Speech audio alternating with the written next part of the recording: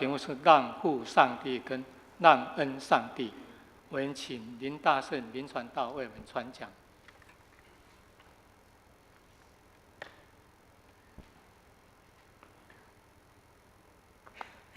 弟兄姐妹平安。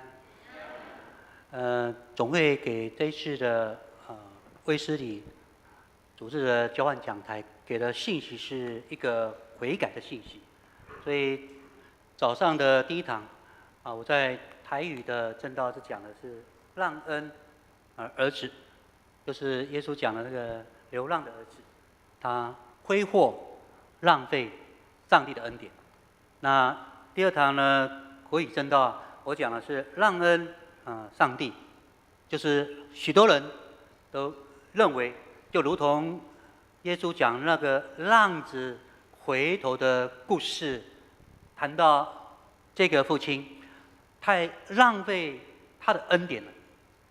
这个对这个小儿子，这个败家子，不需要这样对待他，这两个都跟悔改的信息都是有关的，是总会给我们这一次卫斯理主日交换讲台的一个主要的一个信息，讲悔改有关方面的。我们先正道前先做个祷告。天父上帝，我们满心感谢你，要透过今天的话语，主你要对我们说话，我们已经打开你的话，主你也打开我们的心门，让我们有一个受教的心、受教的灵，再一次将卑微仆人的口，每一句话都出于你。主愿台上台下同感一灵，同门造就，同样领受从天上来的话语。感谢主，将祷告是奉靠耶稣圣名求的，阿们。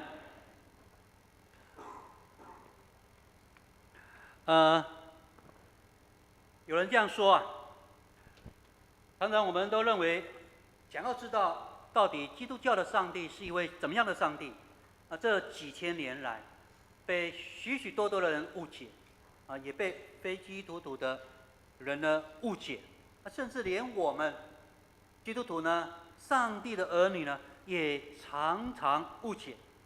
常常听到有人这样讲，他读圣经总是呢出不了埃及，就读到了埃及记，就没有办法走出埃及记。那对这个上帝呢产生非常大的疑惑，因为他读到上帝用第10灾击杀埃及所有的长子，他们认为那小孩子是无辜的。他们又看到上帝呢既然造这个世界，怎么又用大洪水灭世？总之觉得这个基督教的上帝是个残暴不仁，是毫无怜悯的上帝。所以呢对上帝总是有很多负面的这样的想法，所以呢拒绝信基督教的上帝，拒绝信基督教的上帝。特别在20年前轰动呢全台湾省的10大首号的杀人魔陈进兴落网，那陈某犯下许多的强盗杀人性侵的这样的个案，特别他有好几次在那个受害人，就是这个被性侵的这个女子的家人面前，或者这个被性侵这个女子的男朋友面前，就当着他们家人或者男友的面前来性侵这位奸害这位女孩子。陈进兴呢这个人，他还强奸过一对呢母女。那至少呢在他的犯案过程，在落网之前，总共有19个人的妇女呢被害，最年长的超过60岁，而最小的也有13岁这样。就在他落网之后不久在这图片里面，1988年11月5号由黄明正牧师呢为他呢施洗，他就成为一名基督徒。你知道当时的报纸、当时的媒体，甚至黄牧师被骂得狗血淋头，怎么可以这个样子？连我呢也被这些基督徒来质问。他说：怎么可以为这样十恶不赦的人施洗，跟他传福音呢？如果一施洗一受洗就可以上天堂，这太不公平了。上帝怎么都没有过滤呢？这种十恶不赦的人，上帝太浪费他的恩典。这就是我今天要取的名字，让父上帝，或者叫让恩上帝。那这是我从一本书啊，这英文书的，我不知道它是怎么翻译的。The Prodigal God，The Prodigal，不知道怎么翻译，因为这 Prodigal 呢有挥霍、随便这样，也有那种回头所以呢 The Prodigal Son 就是怎么样浪子回头。可是它也有这样的意思 ，The Prodigal Son 也有这样的意思，是什么样意思呢？就是呢了不要惊，败家子。所以 The Prodigal God 到底要怎么翻译？我就暂时翻让恩上帝，让恩上帝这样。我第一堂讲的是让恩儿子，小儿子挥霍父亲给他所有的家产，是一个很道地十足的败家子。可是小儿子醒悟回来，回家求父亲原谅他。可是这个大儿子非常的不爽，大不悦，他认为父亲不应该对他的弟弟，对这个小儿子对他这样。这个大儿子感受不到父亲的好，家庭的温暖，他只认为这个父亲对小儿子好。所以我说这父亲的这两个儿子都在流浪，只不过小儿子是在家外面流浪，而大儿子呢在家里面流浪。现在呢换我来讲这位父亲，这位上帝对这两个儿子都一视同仁，没有分别。上帝的爱，无论你恶到十恶不赦，就像陈金星这样的人，只要寻求上帝赦免，上帝就白白赐给像这样的人。我们怎能相信？所以我们常常对上帝有很负面的这样，你们基督教怎么可以这个样子？一受洗，好像全部他之前所犯的恶、犯的罪，所有都怎样抹清了，太不公平了，哪有那么好康的事情？我们来读这1节到3节这样的经文，我们一起来读请。这是约拿大不悦，且甚发怒，就祷告耶和华说：耶和华，我在本国的时候，岂不是这样说？你是有恩典、有怜悯的神，不轻易发怒，有丰盛的慈爱，并且后悔，不降所说的灾。所以我悉数逃往他施去。要了解这一章所发生的事情，我稍微简短介绍前面3章。上帝呢有呼召先知呢约拿说：你去亚述帝国尼尼微城来宣讲上帝即将要灭城的事情。跟他们讲，若不悔改，上帝就要灭城。哇！先知约拿一听到大为不爽，拒绝就抗命，就坐船逃到千里，逃之夭夭，逃到对面呢，就像这张地图，3700多公里外的西班牙那个地方。我哇呀！那么坏的国家，那么恶的民，他们把我们的百姓呢都掳了过去。怎么还跟他们讲悔改认罪？上帝你就急速的就对他们审判。所以约拿听到上帝要他去尼尼微城传讲这样的悔改审判的信息，他大为不爽，他就坐船要逃避上帝。上帝就兴起风浪，然后后来船上的人知道原来是这个约拿造成的，这个风浪都是约拿造成的。所以就把约拿呢丢在海当中，风浪就平静了。上帝就差遣一条大鱼，就把约拿吞下去。约拿在大鱼的肚子3天3夜，就在大鱼的肚子里头就跟上帝祷告：上帝啊，可怜我吧！上帝啊，可怜我吧！上帝啊，求你赦免我。上帝呢就吩咐鱼把它吐在干地上，那约拿就怎么样？就复命了，就去尼尼微呢传讲上帝呢悔改的信息。不过这个尼尼微城啊，这亚述帝国这个首都啊，是非常非常大，因为按圣经呢讲的，要走3天呐，要走3天。小港地区是15万人，要不要走3天？那如果这个城要走3天，你就可以想象这个城到底有多大。那约呢就只走1天，就宣告了，就这样宣告。他说：“再过40天呢、你们尼尼微啊，就要呢灭城，就要倾覆了。”就是讲这样。上帝是要说，等40天之后，上帝就要审判，而这个城呢，要绕一圈这样在里面这样走啊，要3天。换句话说，他应该要走40天除以3天，除以看看，至少要走10趟以上。他只走1天，然后就这样宣告，奇妙的事发生了。上至亚述皇帝，下至呢平民百姓。皇帝呢，就从座位上，他的王座宝座上，脱下朝服呢，就怎么样穿上麻衣，然后通告全城的人。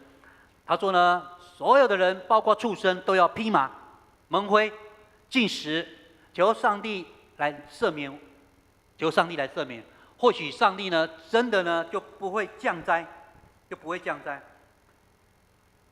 结果呢，真的如上帝的话所说的一样，这个尼尼微城，这个亚述人，竟然听到一个外国先知所讲的话，竟然相信了，就悔改了。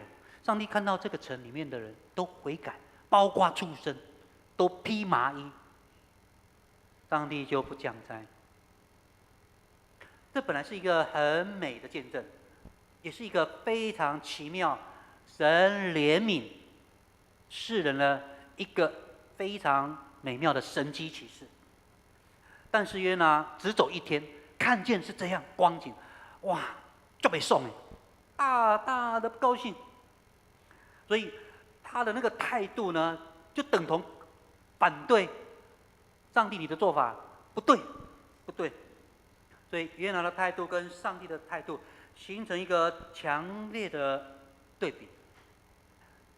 约拿的态度跟我们很多人的心里面的想法多少都有。这样的恶国，这样的恶民，这样十恶不赦的人，就像这样陈星星，判他10个死刑都不为过。上帝啊，为什么要赦免这些人？为什么要浪费、挥霍你的恩典呢？我们来读这2处的经文啊，请。耶和华，现在求你取我的命吧，因为我死了比活着还好。耶和华说：“你这样发怒，合乎理啊？”各位，如果你好好的想，其实约拿是非常十足可怕的杀人魔。救我，不要去管那个10几万的人那个城，管他们死活干什么？当约拿在大鱼的肚子3天3夜，他求上帝怜悯他，救他一命。各位，西德又没西丙德，那数十万的人，他怎么去在乎他呢？所以约拿的这个内心底啊，最内心底有我们一些人或者绝多数人一个很自私的一面啊，这样。我的罪，法官，请你重新判刑，原谅我啊，法官原谅我了，我真的不是故意要酒驾的，只是不过呢多饮了1杯啊，法官啊，不要了，不要开这个单了。我们都是这样，对自己求法官从轻量刑，对那些恶人，法官啊，赶快定他罪，赶快把他关起来，把他关，重判，重判，重判。这合理吗？约拿呢，大大发怒。上帝啊，你怎么可以对待这样残暴的帝国，这样残暴的民？上帝啊，你难道没有看到他们怎么样？我们俘虏我们撒玛利亚人，他们怎么样俘虏我们犹太人？根据历史记载，当亚述人啊，他们俘虏外国人，他们怎么样？他们就将俘虏啊怎么样剥皮，或者拿去烧。甚至呢，就用刀子呢削鼻子、削耳朵、砍手指，所以呢，是一个残暴之民。约拿就说：“上帝啊，这种恶国、这种恶民啊，根本呢不值得你去跟他们传讲悔改的心情。上帝何必浪费恩典在这些人？他们不会悔改。”约拿的想法多少，我们都有那样的影子在里头。所以约拿他认定，尼尼微城每一个人个个该死，细喝，就是这样想。他们没有资格领受上帝恩惠的民主。败家子的英文 the prodigal son， 可是你知道 prodigal 我刚刚有讲，它有2个意思，一个是回头回转，所以你也可以讲 the prodigal son 就是呢浪子回头，所以你要看上文跟下文。那如果败家子叫 the prodigal son， 那请你帮我翻译这本书 The Prodigal God， 你要怎么翻译？你要把它怎么翻成中文？把上帝的把恩惠挥霍在这些根本不会珍惜上帝恩典的人的这位上帝，我们认定他是这样的上帝。上帝的恩典在这个饥饿之人啊，毫无果效，他们不会悔改的，干脆就把他判死，及早就把他判死刑算了。这些人这样，你知道在2年前哦，在2016年的3月，内湖有一个儿童小孩子，差不多4岁吧，割喉断头案。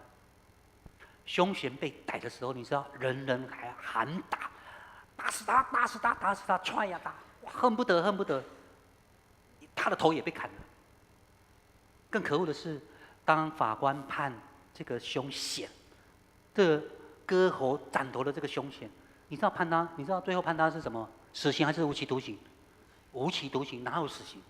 你知道全国激愤啊，没天良。法官啊，你难道不知道这种人你活着干什么？毫无天理啊！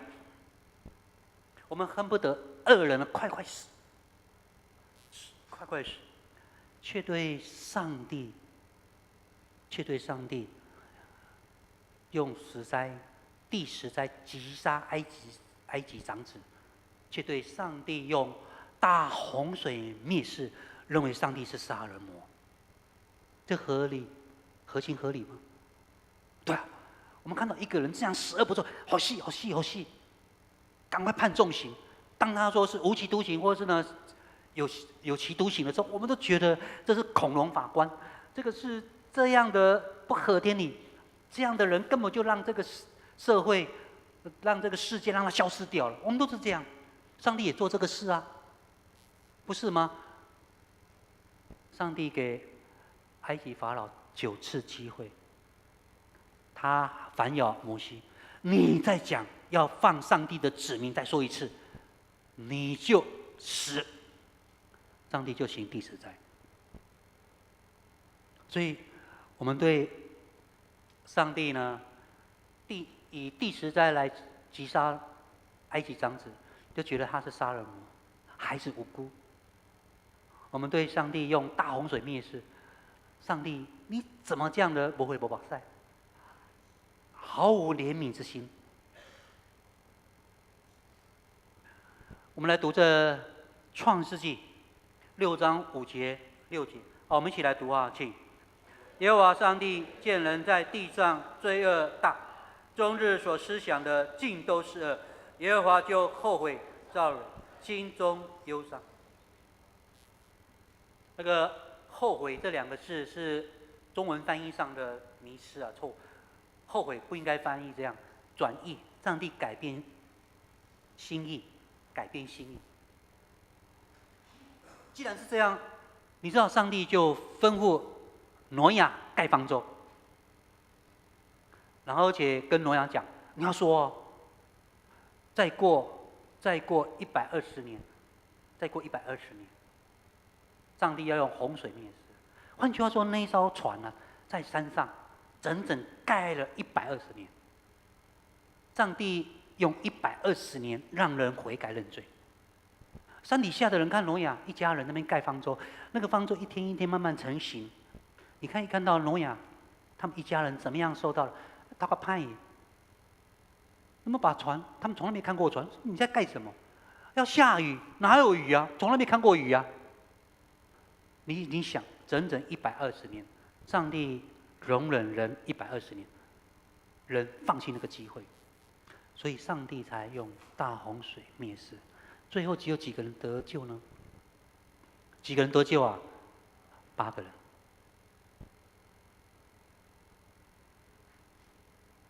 用大洪水灭世的上帝，跟对尼尼微城饶恕尼尼微城的上帝是同一个上帝。上帝每做一件事情都是合情合理。上帝是公义的神，所以绝对不会容许那些不公不义的事情发生。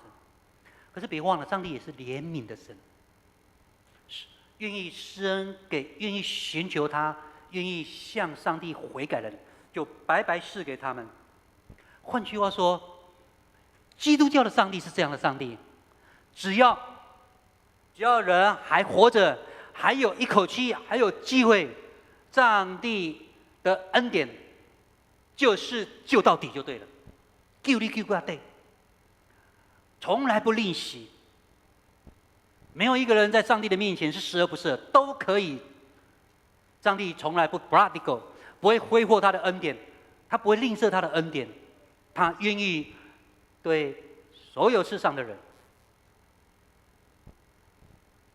赐给白白这样的恩典。好，我们来读这9到11节。好，请。神对耶拿说：“你因这棵蓖麻发怒，合乎理吗？”他说：“我发怒以至于死，都合乎理。”耶和华说：“这蓖麻不是你栽种的，也不是你培养的，一夜发生，一夜干死，你尚且爱惜，何况这尼尼微大城，其中不能分辨左手右手的有12万多人，并有许多牲畜，我岂不爱惜呢？”不能够分辨左手右手的，就是那些小孩子。各位，如果有10几万小孩子，各位你乘个3倍，大概是至少了，爸爸妈妈啦，还有他嘛。如果还有阿公阿嬷，还有家人，还有年长者，各位你样乘这一层超过可能超过40万。小港区啊，全部的人口只有15万，所以至少是小港区的人口的3倍左右。3倍左右。你知道什么叫恩典吗？什么叫恩典？就是赐给没有资格领受的，你我都是没有资格领受。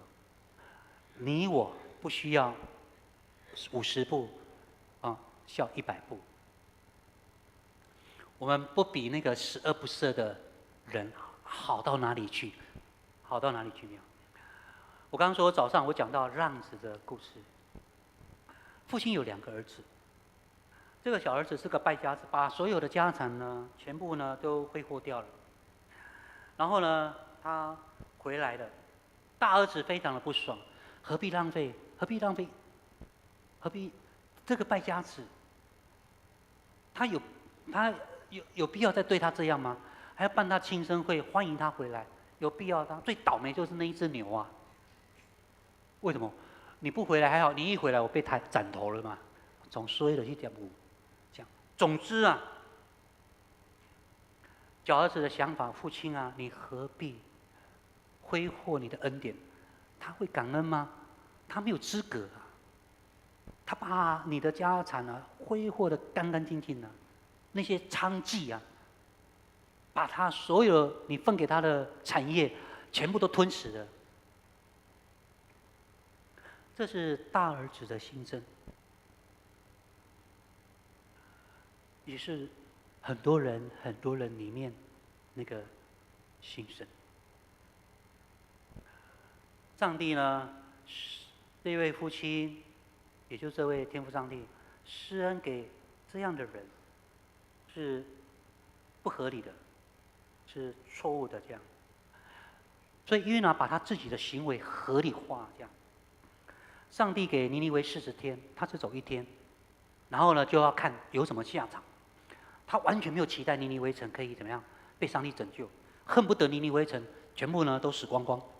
在他的想法这样，因为他们是犹太人的仇敌，犹太人被俘虏到他们城里面做奴隶，被他们呢虐待苦待他们，所以他是一个犹太人的先知，当然看到上帝这样的做法，他恨不得这个城所有的人，上至帝王，下至那些贩夫走卒，甚至小孩子，通通没有资格领受上帝的恩典。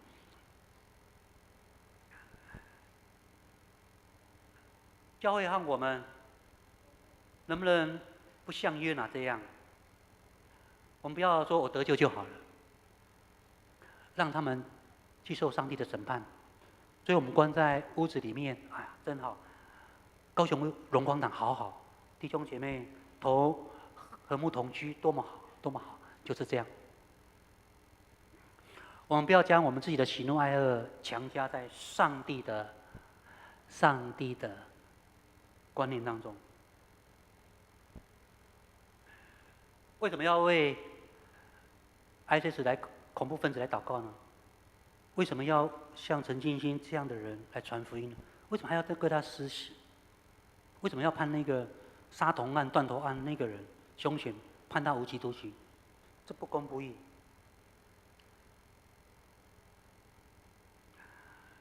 很多人说，上帝在哪里？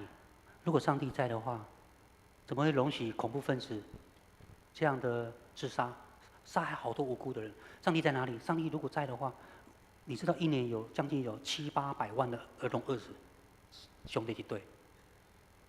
那些不公不义的人，那些违法的人，长寿，然后呢活得好好的，上帝在哪里？没有上帝。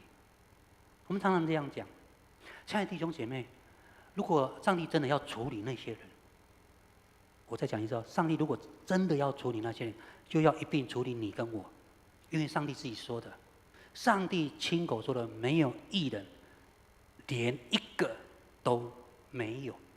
所以你要上帝处理那一群人，要处理那些恐怖分子，那要处理那些陈星星，要赶快判。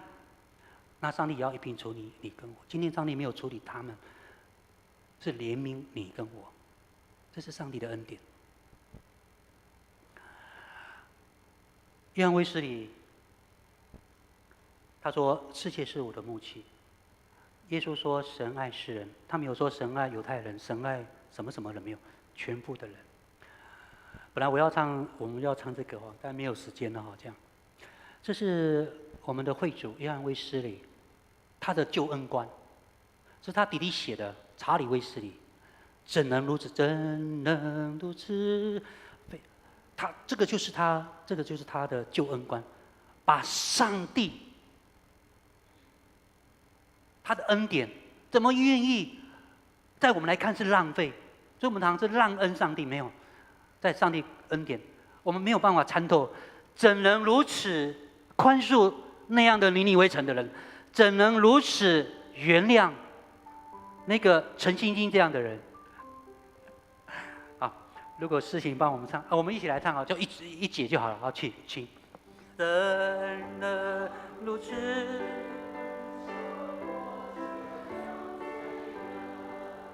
也能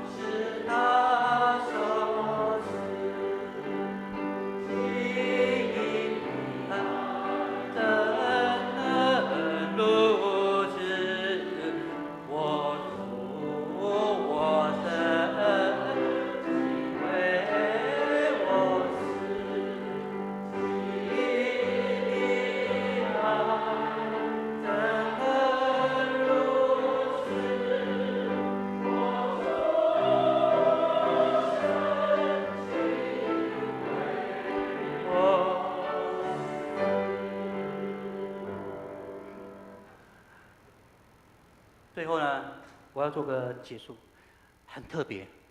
上帝用一棵蓖麻树，它只活1天。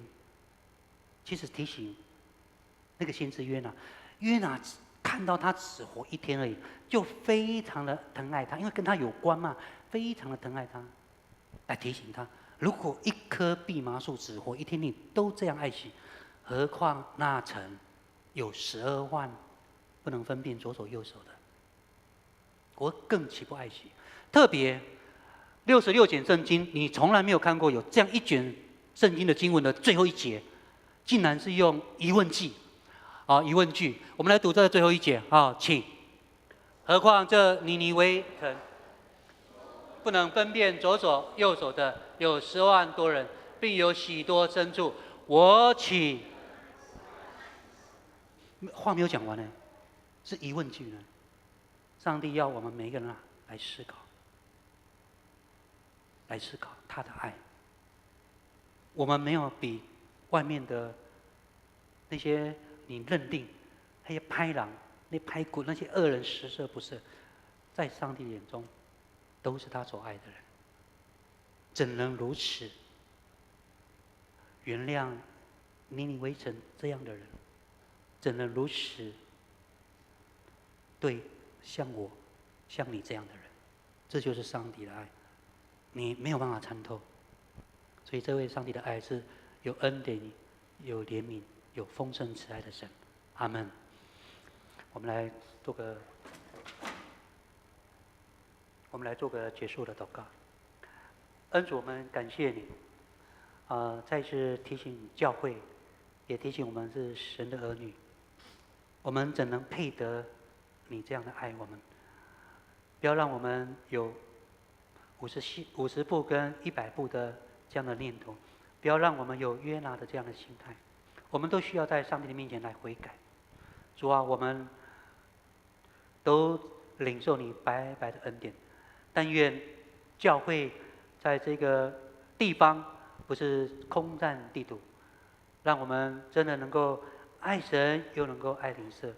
谢谢主，再一次提醒教会，提醒神的所有的儿女，我们真的要有上帝这样的心，是愿意来帮助，愿意来去关心那些我们所看不起的、我们所厌恶的人，因为他跟我们都一样，都是上帝所要施怜悯的这样的对象。感谢主，这样的祷告是奉告耶稣圣名求的，阿们。